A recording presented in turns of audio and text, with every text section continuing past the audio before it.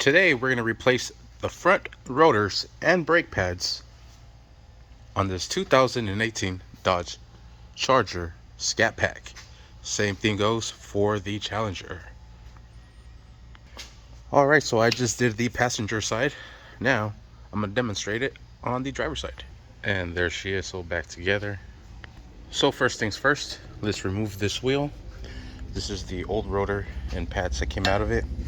I'm going to keep this rotor because this could always be resurfaced. This one's slotted.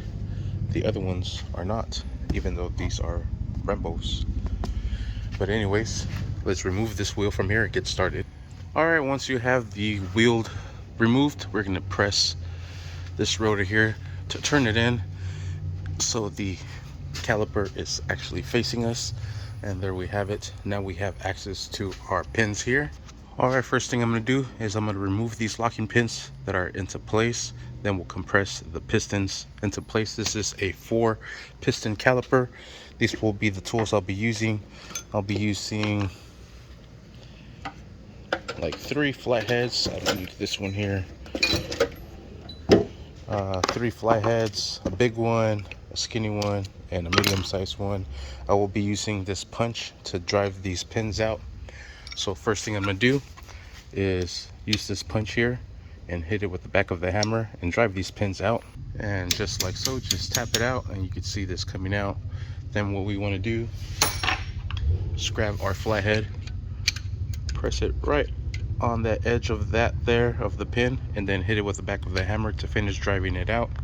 Alright, you could drive it just about there, and then we'll use the punch here to drive this out, and we'll hit it with the back of the hammer, or hit it on the back of it with the hammer to finish driving this out. Once you drive this out, this will swing this way, but this one will catch it. And like I said, you just want to tap it here, drive that out, and there it is, swung that way. Let's remove this pin. Then we'll do the same thing to the bottom one here.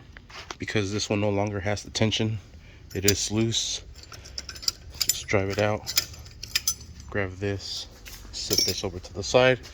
Next, what we're going to do is, using our skinny little flathead here, we're going to go in between the rotor and the brake right here. I am replacing this rotor, so it doesn't matter if I make some little scorches on them.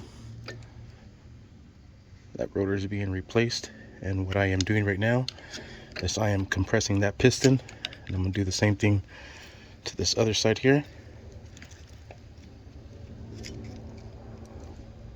Compress that piston in, sweet, and then just grab your medium-sized one, your big one, stick the back one, the big one right in the middle. I'm gonna need both hands, and then the same thing here, and we're gonna compress outwards to compress both, or all 4 these quad pistons in.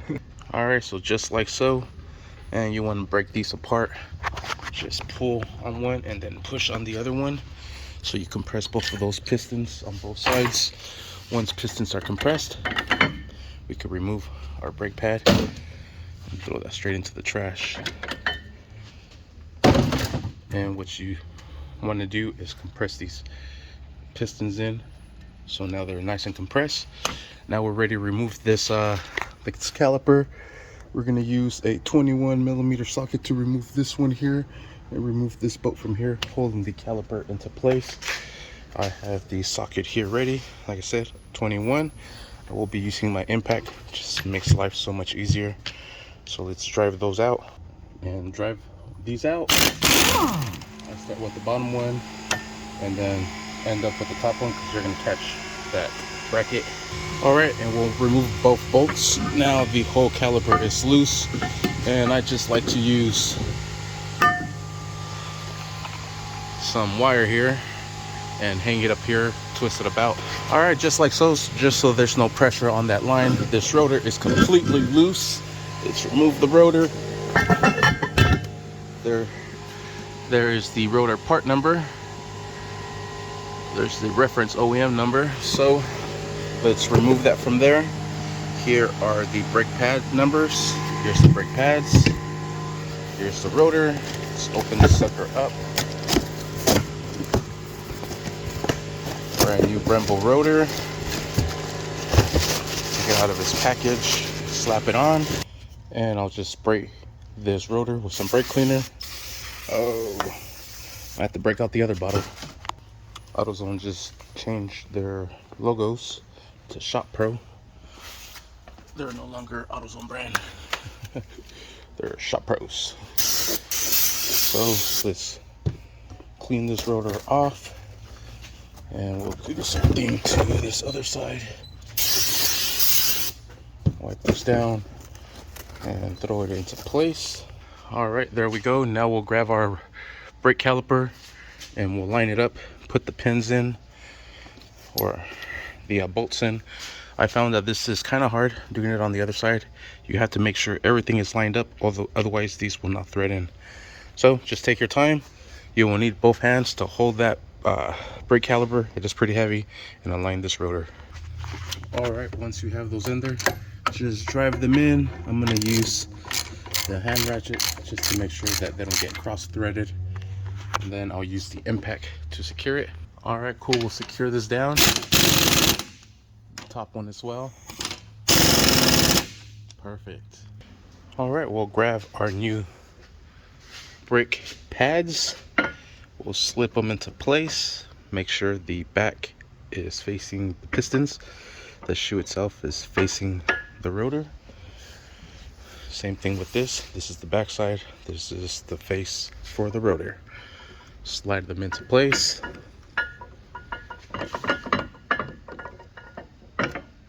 There we have it.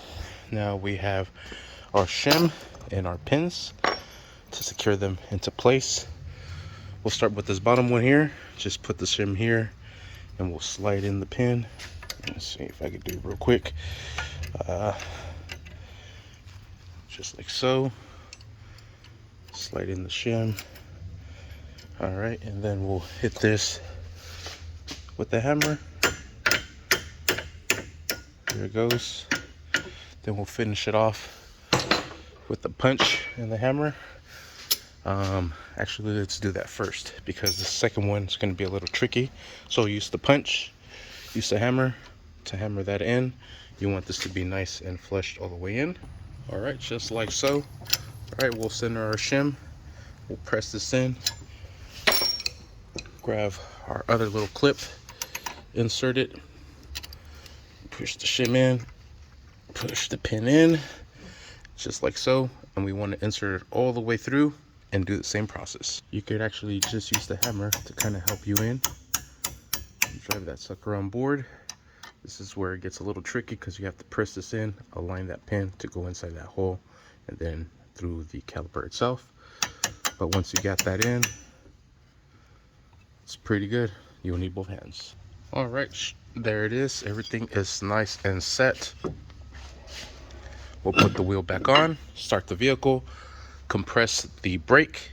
We'll check the reservoir for the brakes and see if it needs to be added. Usually when it's low, it's because the brake pads are worn down. The pistons are outwards, so they're being pressed in. The liquid is being pressed inwards, so most of the liquid's in here. That's why it's empty up there.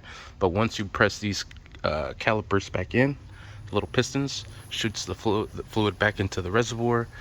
So that's why we're going to check it right now. But no leaks, so that means it's probably just a little bit low. Or it's probably just a little bit low. Let's put this wheel back into place, secure it down, lower the vehicle, start it up, compress the brake. All right, and let's fire it up. Pedal sinks all the way down. Just compress it a couple of times. It's pretty dark in here, but there it is. Pedal is nice and hard. Let's take it out. Brakes are working excellent. Power is there. Brakes are working. Sweet. And we'll check our brake reservoir and we'll see how we are on that. All right, and brake reservoir is actually pretty low. So we'll add some brake fluid to there. But there you have it. that is essentially how you replace the Brembo brakes on these Scatpacks. Thank you for watching.